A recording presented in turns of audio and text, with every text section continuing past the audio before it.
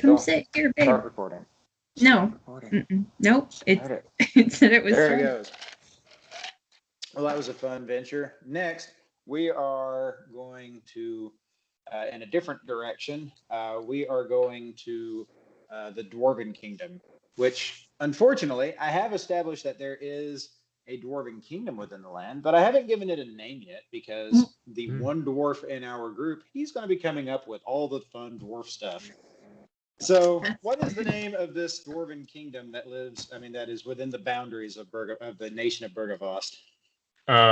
Give me just a couple of things, and I'll try to figure out something. What's the landscape like? Okay, so it's not Germany, pretty much. The east, there's thick woods, there's highlands, but once you get up further northwest and kind of in the northeast area, it's a lot of lowlands. It tends to be a lot colder in the lowlands. However, there is a mountain range kind of like running roughly through the center, and that's mostly where the dwarves are. The only other thing I can tell you about dwarves is they do tend to keep to themselves. They have a fairly recentish history of trade with men, but it's just one of those things that you live so deep underground and you're doing underground dwarf shit that most humans are just like, it's better just to have, just to acknowledge that they exist, and we just kind of mutually try to work with each other. But dwarves tend to stick with dwarves. Humans, for the most part, stick with humans. Great. So, anyways, the kingdom's called Stone's Solace. Solace. I really thought you were going to go for Dwarfy McDwarfsburg. Missed opportunity. I like that. We will say that Stone Solace is on the part that you've basically known most of your life. It is adjacent to a really thick forest that humans have been, for the most part, not destructively, but it's a lot it's logging pretty much. They do a lot of log work there. There's rumors that there's some elves around there that aren't too fond about that, but their numbers aren't high enough for it to fucking matter. So, great. So yeah, you're kind of doing your envoy thing, and what is your envoy thing? Like, what's the day to day with your characters, with little Votrik? Well, Votrik tries to go on kind of longer envoy assignments, and generally just kind of goes from one to the next and kind of just tries to fall into one. He still hasn't become established enough to have people contact him, but he's well known enough that people are like, he's people will vouch for him. So he's not high up there yet.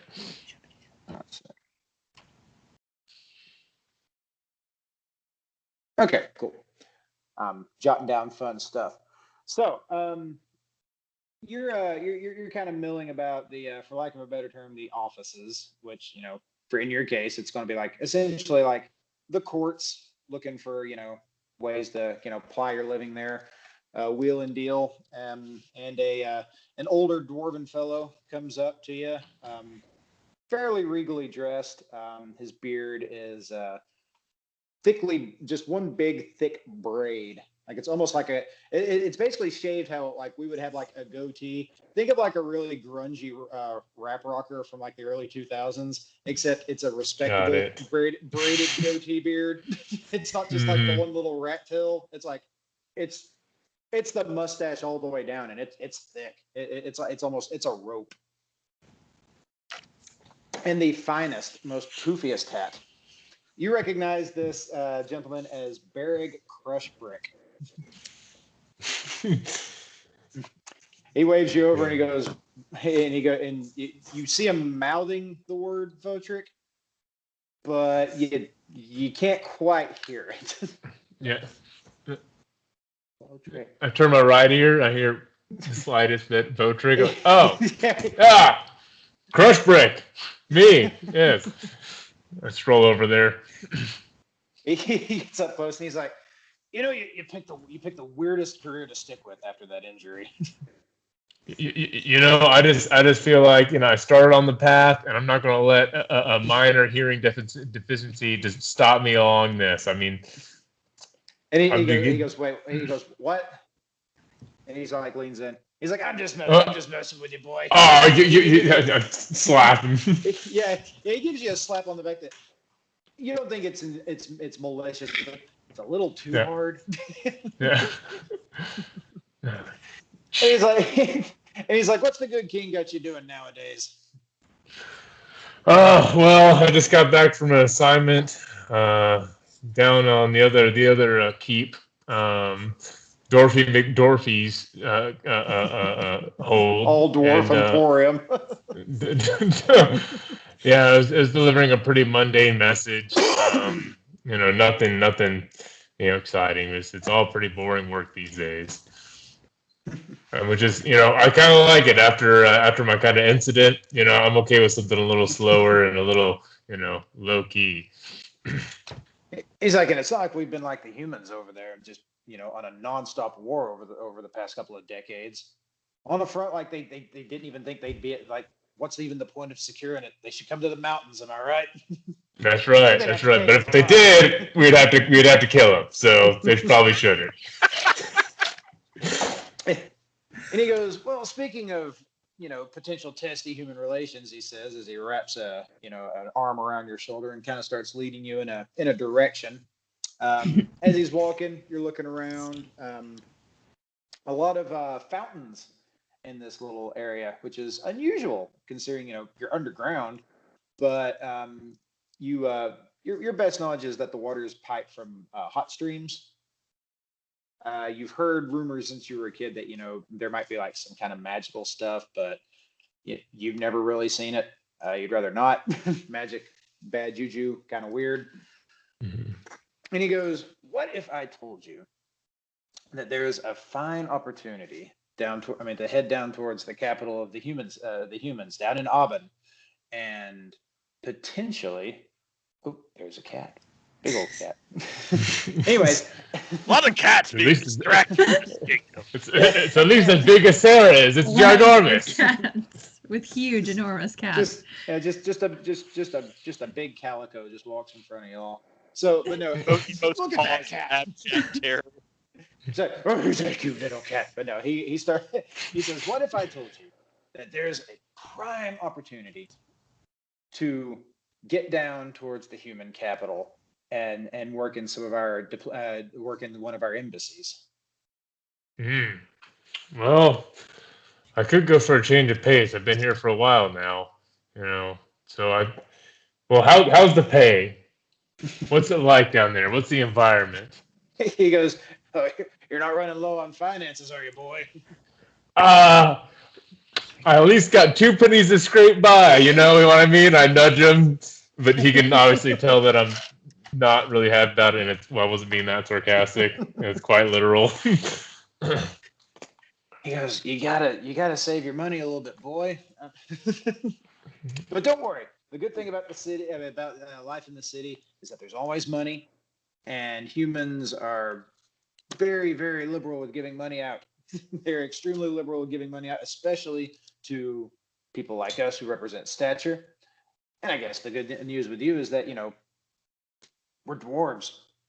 They don't know. I mean, they don't necessarily know our whole, societal rungs. True. I've never done that before, but I'd be up for an adventure. It's like, I'd say it's easily worth a couple gold a year. By the way, that is substantial money in this world. A couple gold a year is substantial. Well, I could buy all the frilly neck pads I want. What are those things called? We established I had one. A ruff. Huh? You have a neck ruff. And it's only called a neck ruff? Yeah, it's a ruff. That's what they're called. It is starched the fuck out. He strokes it. He doesn't stroke his facial hair like normal beards. He strokes his neck ruff. Yes. Here's the image I'm picturing, because those things are designed to keep your head like that. They're designed to keep you upright and with your nose turned up. Really? Yeah, because they are starched the fuck out. They really are. It's a lot of floppy necked people back in the day. Yeah, so I'm imagining like this beard just kind of like going over it like a waterfall at some point. Like cascading gray ripples. You're a dwarf, so I gotta ask the obvious question: what's the facial hair looking like? Well, I'm thinking that it's the side mutton chops that come out to a point, kind of a General Iroh style, and then the long, goatee that is, kept but not tied. Well, actually, no, it would be tied. He's the envoy, so it comes down and it's got a couple bands braided down in front. I dig it. But yeah, Crush Brick, he's just, he's just like, so yeah, I mean, it's a good way to get at it, get out of and see the world a little bit, make some connections. Yeah, this could be the thing that really sends me over the top. I mean, I feel like I'm just right on the precipice of really, really breaking into it. And with this recent setback, I need something to really send me forward. So, Crush Brick, I'll do it. He's like, splendid. He slaps you on the back again, a little too hard. Kind of sort of knocks the wind out of you. All right. So, when do I go down? Yeah. He's like, so in a couple of days, we are actually going to be moving a little bit of goods from some of our mines down to a little village that I've already forgotten the fucking name because I forgot to write it down. Hey, Maeve, Riverbend. There we go. I've been writing all this shit down. I forgot to write down. Oh, it sounds like these stories are converging for some reason. Yeah, right. This is called Hackneyed. But no, so he's like, so we're moving some stuff down there. And there is a group that is going down there. They're well armed. And they're basically looking for pretty much anyone to essentially help guard the caravan kind of thing. Now, that being said, with your clothes and the official documents that we're going to give you, you're not going to have to do any of the menial labor. We're not going to put you in that kind of stuff. Well, I could definitely handle it, but I appreciate it. Well, obviously, we're dwarves. It's what we do. We pick up boxes and move them in shipping lines. And eat rocks for breakfast, right?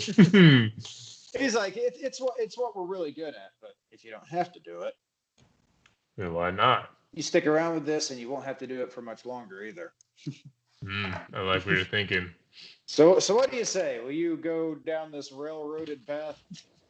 I will do it. Put me on the tracks, boss. All right. Choga. Yeah, we'll get out of the railroading after we get done with a little bit of character introductions. But we'll roll right into this and finish up. So we will rewind time a little bit to a couple of weeks before, roughly when y'all's situation happened. Exactly. Up around the northern end of the kingdom, as I mentioned, lots of forests, rather cold. People there are fairly superstitious. The church doesn't have as strong of a presence in there. Father's the church, but the church is also really hesitant to wander in and talk to the locals. But what the kingdom does have there is a lot of prison camps doing all kinds of backbreaking labor. And in this particular one, it is a combination of quarry work and cutting down trees for lumber. Clear the land, then start digging it up.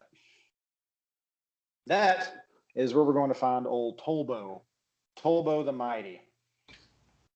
He's Tolbo the One Punch, thank you. Tolbo the One Punch, who is currently chained to a couple of other guys, and he's just beating the shit out of a rock with a hammer. Sweat glistening down his pimply back. Oh yeah, He has bad pimples, guys. Oh no! And here's the thing, like bad back me. Yep. Yeah. It's so much that it looks like a series of nipples. Yep. As we've established, just a. It's almost like a topographical map. You're like, yeah, your back knee looks as rugged as the mountains in the distance where the dwarves are. Nope. Wow. So And in all honesty, like your living conditions for the past in this particular camp, the past year, I mean, it certainly hasn't helped your complexion.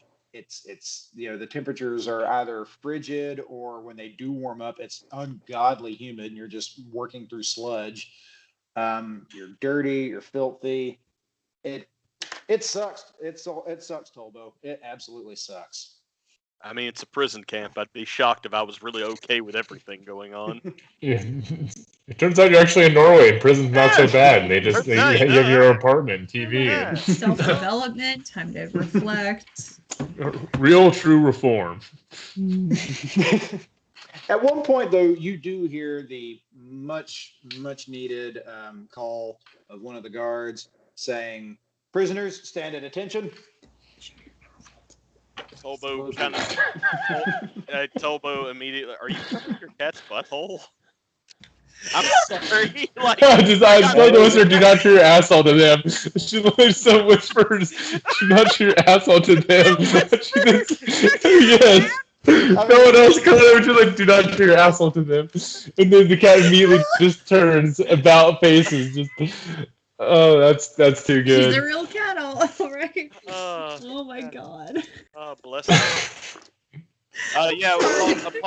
Upon hearing that, Tolbo like drops his pickaxe. He takes just a moment to kind of like adjust his shoulders, and then he just kind of stands at attention. All right, and as you do that, another guard walks next to pretty much each of you and gets down and works the keys and unhooks your feet. And then the previous guard says, "All right, lunch break." Tolbo just grunts to himself and starts marching towards where they serve lunch. Yeah, and it's one of the few times of the day that you're not chained to something at some point. This is one of the it's one of the very few freedoms you guys get. Obviously, that does lead to its own prison problems. You start to see the cliques start to get together, starting to eye each other. Not too great. You do, however, see a younger. This guy. I mean, this is a fish ass motherfucker, dude. He is, he is not covered in just absolute grime. Yet, I mean, it's on his clothes. I mean, he was clearly thrown in there wearing exactly what he had, which you're gonna say looks not super expensive, but better than what a typical lowborn could afford. Okay. And yeah, he's just, he's basically right next to you. And he goes, so is this pretty much how it is every day? Yeah, it is. Goes, so what exactly are you in for? He goes, "I'm Kenneth, by the way," and he extends his hand out. Without even looking away from his food or anything, and not extending his hand, Tolbo just says, "Yeah, I just thought I needed to get away for a while, Okay, that's fair. That's fair. Yeah, I've been a political prisoner, I guess you could say.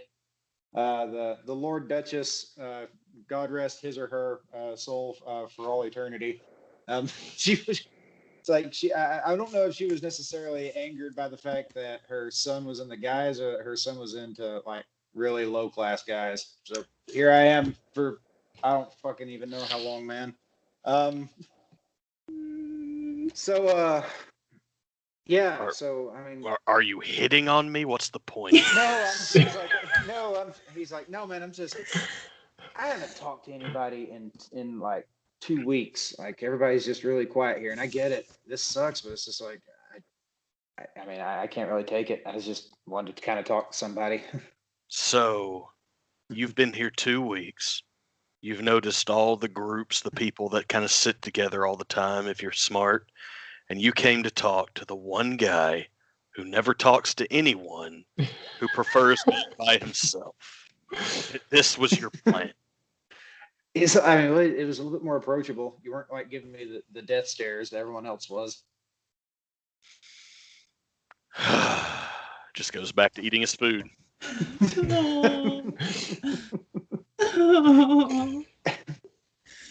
At which point, one of the guards walks by.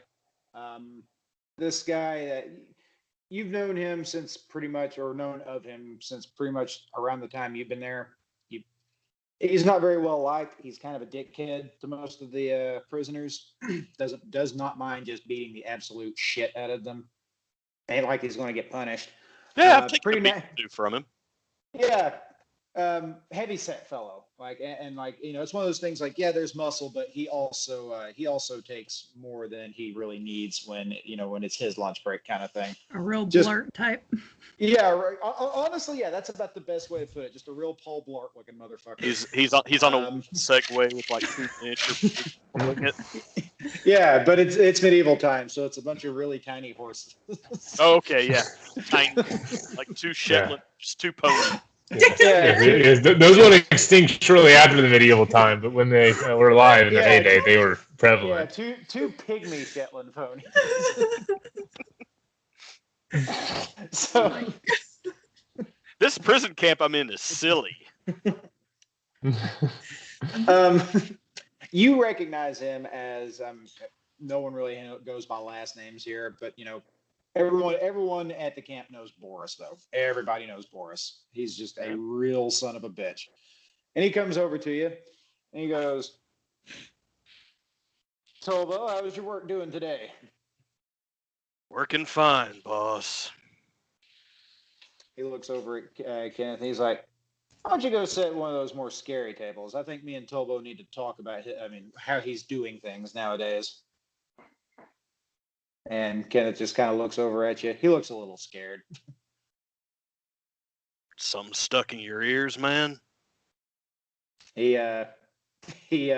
grabs his little chunk of freaking stale bread that they give you, and he kind of wanders off. And Boris, he sits next to you. You feel, the little bench that you guys have managed to sit on, like you feel your end go up just a little. Boris, big guy, huge guy, and he goes, Tolbo, I do this mostly to take care of my family. I ever tell you anything about my family?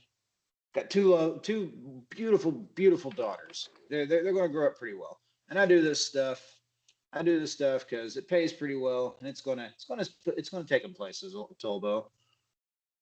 But there's another thing. It doesn't pay enough.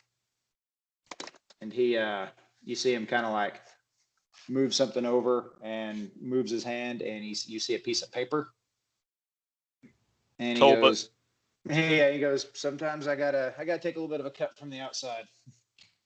Without even still really looking up, Tolbo immediately kind of palms the paper and slides it towards him, and just, sounds like you're really looking to the future, man. He's like, hey, gotta look after our own, and don't take this personal, but I can't look like I'm chumming around with the guys. And you see him stand up and immediately bring a blackjack down on your head. And this is a good way to blend into discussing a little bit of how combat kind of works. We're not necessarily going to do like a full combat round. But what I am going to do is I'm going to... let me turn to the combat chapter real quick. Okay. Actually, I think it's on here. Nope, that's spells. That's movement actions. I will say that if you want, right now, you can attack him. You can attempt to parry his attack. There are a few things you can try to do. I mean, he has me kind of prone since I'm sitting. Mm-hmm. I would say, if anything, I'm going to have to try to parry. Okay, so what that is going to entail... a second. Well, no, I would actually say since I'm sitting, I'd have to dodge. Okay. Honestly, I was about to say, technically, since you're trained in brawling, you got a bonus with that. You could attempt to parry since you're using your fists as a weapon.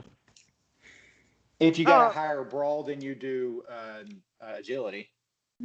Well, I mean, I also have an ability called lightning reaction. Oh, okay. which in combat I gain 1 additional action point. However, I can only use it to dodge or parry. Okay. Okay, so if you want to dodge, roll let's see, roll coordination test to dodge ranged weapons. Oh, I guess you have to parry since you're up close. That's fine. You'll still be able to do that pretty much right off the bat. So yeah, I'll be using my brawn with the brawling kind of thing. So that's my brawn's 43, and that I get plus 10, so that's 53. Okay, so yeah, roll a D100 and go for 53 or lower. All right. Oh, ooh, no, that is a 92. Oh, That's no. a 92. Well, Yep. again, if you want to spend a fortune point, you may. No. Okay. Take that hit.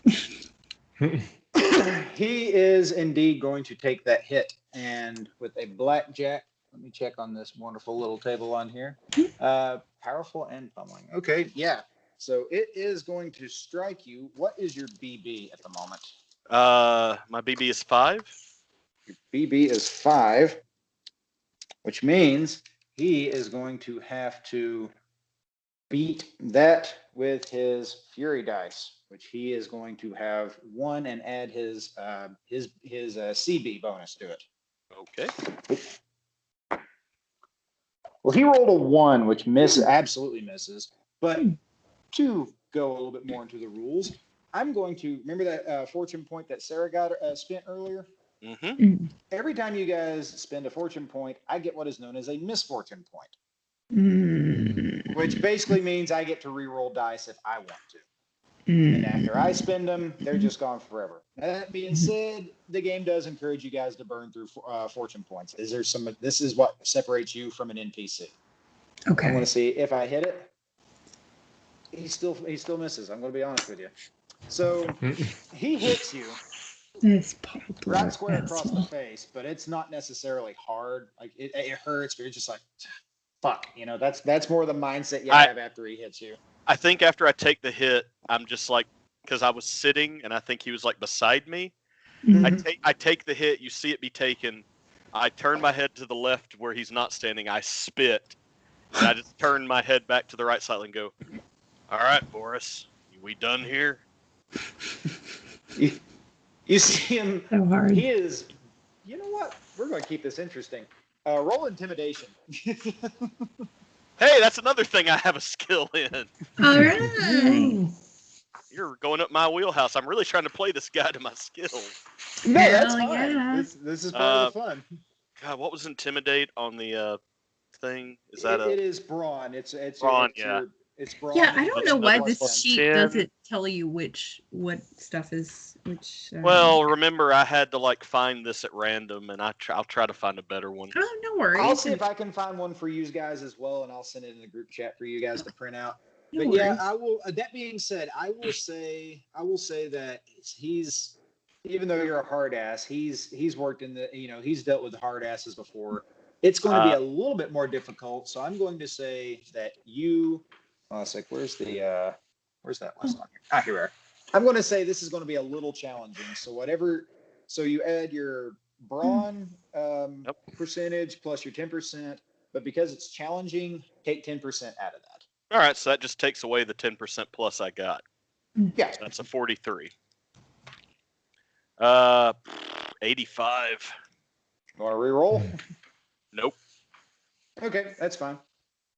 He looks at you and he just kind of smirks. He's just, you didn't scare him. He figured he'd take you down. He's just like, fucking whatever. There's still a very obvious power dynamic here. And he goes, as he walks by, he's like, I couldn't read the fucking message. So whatever. And my job's done, and you don't see him anymore. All right. So yeah, I was about to say, if you want to look at the letter now, you can. If you want to wait till later in the evening, you can. Oh, I'll look at it now. Okay. Yeah, you look at the contents of the letter. It is kind of written in. It's not necessarily clear. If and you guys don't know, oftentimes prison letters that are contraband, they have like really crazy ciphers that people on the inside just kind of instinctively know just by looking at the letter and how like what if like a W has like two dots next to it or something like that. That's a real thing, and that's exactly what this letter is, and you understand perfectly what it's relaying to you. And after taking the letter in, I just I go, huh, what do you know? And then I immediately ball it up and eat it. And now we get into the poison rules of the game. No. Diarrhea is listed in the sicknesses. Okay. This is a paper written on like the deadliest plant. What about compacted stool? Yeah, I was gonna say maybe there's some Too much coli fiber on there. Oof. Syphilis is in the game. I know I keep bringing that up because I just think it's hilarious. Yeah, that they you got keep bringing syphilis. You syphilis. have mentioned it a alarming couple of rate, times. Look, It's gonna happen to one of us. Just wait. In fact, one of us. Caligula might have had syphilis. Okay, that has nothing to do with it, but it's a I was cool about to say, fact. I don't know if that has to do with any of us. All right. All right, so that's pretty much going to be the wrap up for tonight. Next week, I feel we will roll into a proper game, but I think if nothing else, we got a good feel for the characters, a little bit of the world, how y'all act with certain things. Yeah, I feel much better about the character and the sheets and mechanics. So Awesome. I'm going to stop recording here and say a couple